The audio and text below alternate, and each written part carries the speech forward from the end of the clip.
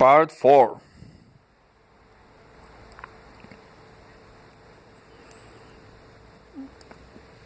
Chapter 8.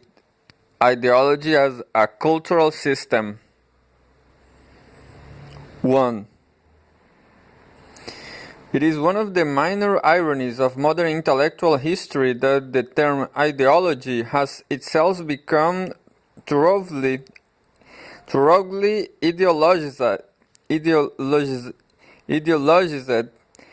a concept that once meant but a collection of political proposals, perhaps somewhat intellectualistic and impractical, but at any rate idealistic, social romances, as someone, perhaps Napoleon, called them, has now become the quote Webster's the integrated assertions, theories, and aims constituting a politico-social program, often with the implication of factitious propagandizing, as fascism was altered in Germany to fit the Nazi ideology, a much more formidable proposition, even in works that, in the name of science, profess to be using a neutral sense of the term.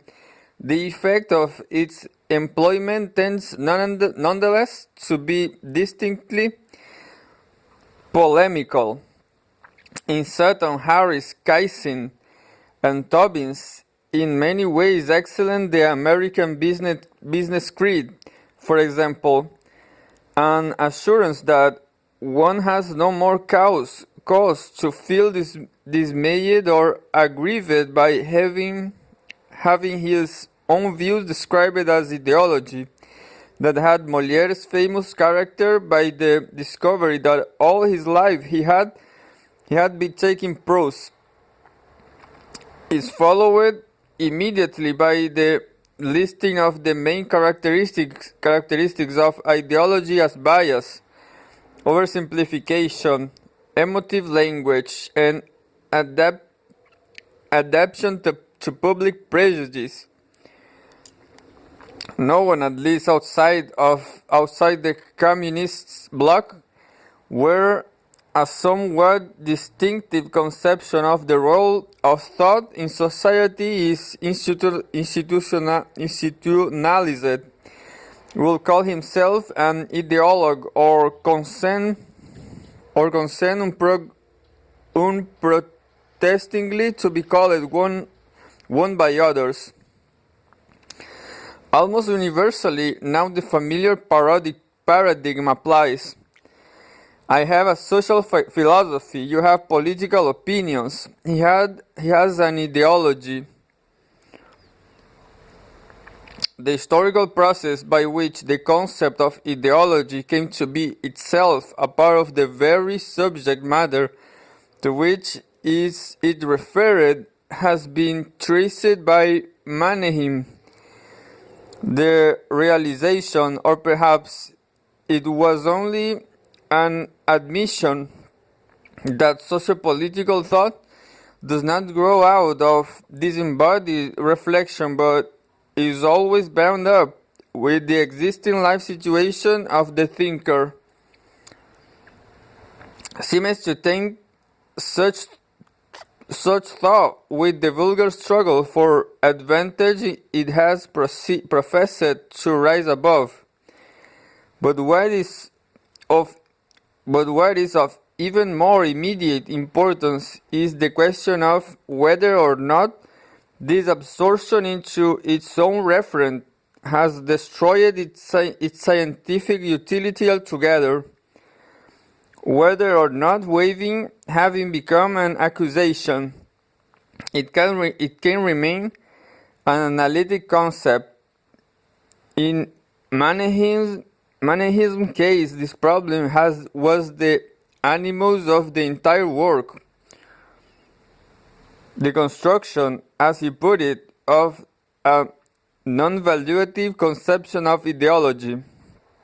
But the more he grappled with it, with it, the more deeply he became engulfed in its ambiguities until, driven by the ideology of his initial assumptions, to submit even his own point of view to sociological analysis, he ended, as is well known, in an ethical and epistemological relativism that he himself found uncomfortable. And so far as the later work in this area has been more than tendentious and mindlessly empirical, it has involved the employment of a series of more or less ingenious methodological devices to escape from what may be called, because like the puzzle of Achilles and the tortoise, it struck at the very foundations of rational knowledge, Mannheim's paradox. As Zeno's paradox raises, or at least articulated, unsettling questions about the validity of mathematical reasoning, so Mannheim's paradox raises them with respect to the objectivity of sociological analysis, where if anywhere ideology leaves off and science begins, has been the sphinx riddle of much of modern sociological thought, and the ruthless weapons of its enemies.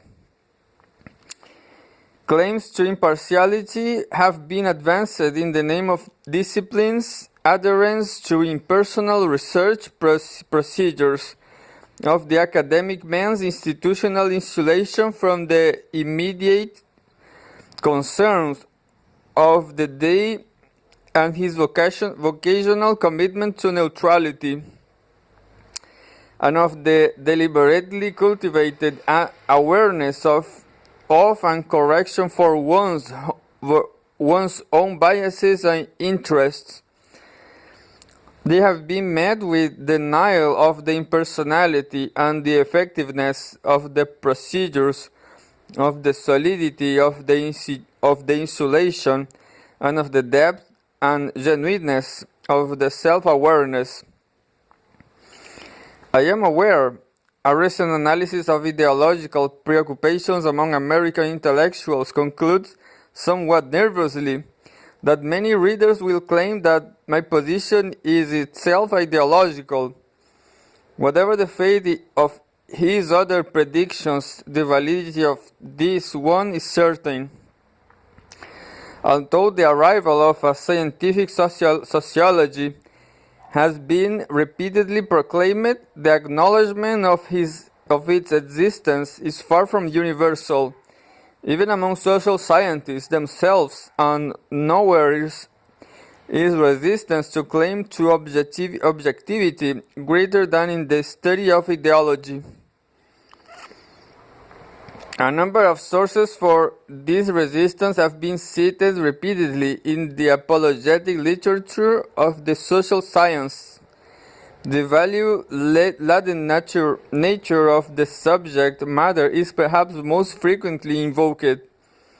Men do not care to have beliefs to which they attack great moral significance examined dispassionately, no matter for how pure or a purpose. And if they are themselves highly ideologized, they may find it simply impossible to believe that this disinterested approach to critical matters of social and political convictions can be other than a scholastic sham. The inherent elusiveness of ideological thought expresses as it is in intricate symbolic webs, as vaguely defined as they are emotionally charged. The admitted fact that ideological special pleading has from Marx forward so often been clothed in the guise of scientific sociology, and the defensiveness of established intellectual classes who see scientific probing into the social roots of ideas as threatening to their status are also often mentioned, and when when all else fails, it is always possible to point out once more that sociology is a young science, that it has been so recently founded that it has not had time to reach the levels of institutional solidity necessary to sustain its claims to investigatory freedom in sensitive areas. All these arguments have doubtless a certain validity, but what by a curious selective omission the unkind might well indict as ideological is not so often considered is the possibility that a great part of the problem lies in the lack of conceptual sophistication within social science itself, that the resistance of ideology to sociological analysis is so great because such analyses are in fact fundamentally inadequate. The theoretical framework they employ is conspicuously incomplete. I shall try in this essay to show that such is indeed the case, that the social sciences have not yet developed a genuinely non-valuative conception of ideology. That this failure stems less from methodological discipline, indiscipline that from theoretical clumsiness.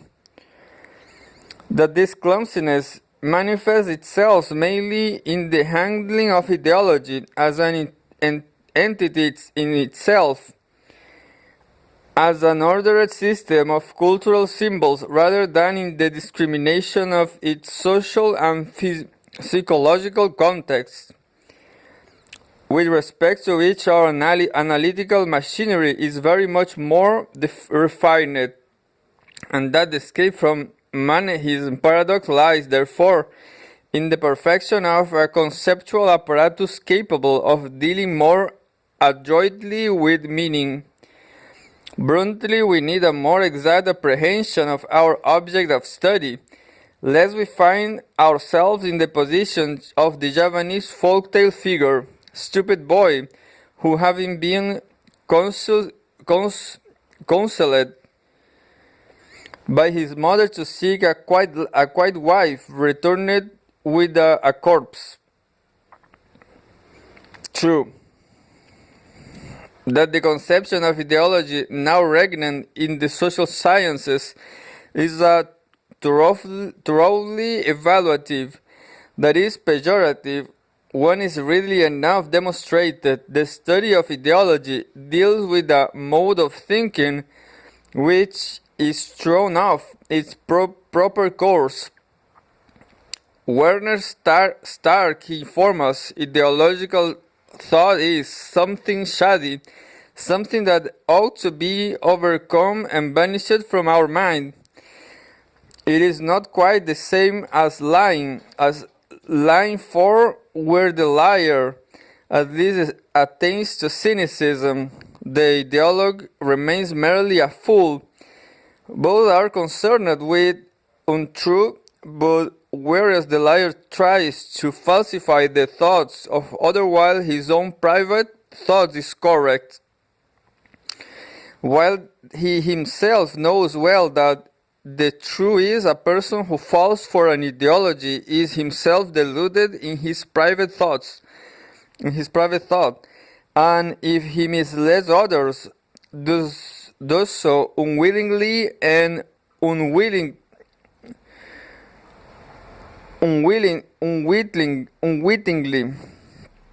A follower of Mannerheim, Stark holds that all forms of thought are socially conditioned in the very nature of things, but that ideology has in addition the unfortunate quality of being psychologically deformed, warped, contaminated, falsified, distorted, clouded, by the pressure of personal emotions like hate, desire, anxiety, or fear. The sociology of knowledge deals with the social element in the pursuit and perception of truth. It's an inevitable confinement to one or another existential perspective, but the study of ideology, an entirely different enterprise, deals with the causes of intellectual error. Ideas and beliefs we have tried to explain can be related to reality in a double way, either to the facts of reality or to the strivings to which this reality, or rather the reaction to this reality, gives us rise. Where the former connection exists, we find thought, which is in principle truthful. Where the later relations obtain, we are faced with ideas which can be true only by accident and which are likely to be vitiated by bias, the word taken in the widest possible sense. The former type of thought deserves to be called theoretical. The later must be characterized as paratheoretical. Perhaps one might also describe the former as rational, the latter as emotionally tinged, the former as purely cognitive, the latter as evaluative. To borrow Theodore Ganger's simile, thought determined by social fact is like a pure stream, crystal clear, transparent. Ideological ideas like a dirty river, muddied and polluted by the impurities that have flooded into it. From the one it is healthy to drink, the other is poison to be avoided. This is primitive, but the same confinement of the referent of the term ideology to a form of radical intellectual depravity also appears in contexts where the political and scientific arguments are both far more sophisticated and infinitely more penetrating. In his seminal essay on ideology and civility, for example, Edward Shields sketches a portrait of the ideological outlook, which is, if anything, even grimmer than Stark's, appearing in a variety of forms, each alleging itself to be unique: Italian fascism, German National Socialism, Russian Bolshevism, French and Italian communism, the Action Française, the British Union of Fascists, and their fledgling American kinsman, McCarthyism, which died in infancy. This outlook encircled and invaded public life in the Western countries during the 19th century and in the 20th century, threatened to achieve universal domination. It consists most centrally of the assumption that politics should be conducted from the standpoint of a coherent, comprehensive set of beliefs which must override every other consideration. Like the politics it supports, it is dualistic, opposing the pure we to the evil they, proclaiming that he who is not with me is against me. It is alienative in that it distrusts, attacks, and works to undermine established political institutions.